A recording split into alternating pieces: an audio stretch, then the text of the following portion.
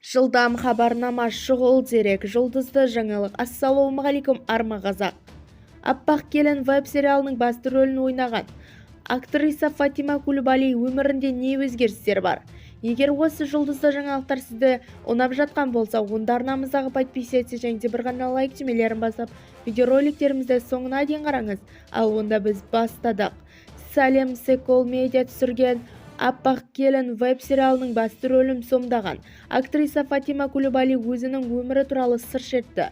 Ол қазіргі кезде күйеуімен ажырасып кеткенін айтты деп хабарлайды Express.k.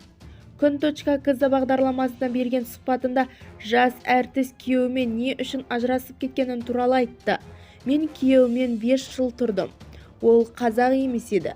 Қызымыз бар, бірақ ажырасып кеттік.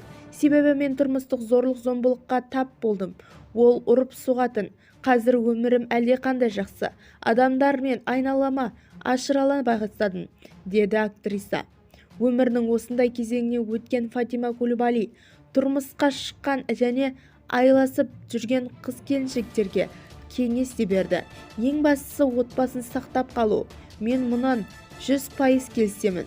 Бірақ кешіруге де әрі шыдауға да болмайтын жағдайлар болады.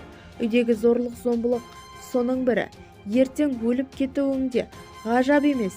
Сондықтан ештеңеден қорықпаңыздар, өмірді жалғастырыңыздар, деді Фатима. Бізді тамашалауды жалғастырыңыз және ең соңғы жаңалықтарды алғашқылар қатарында біле аласыздар.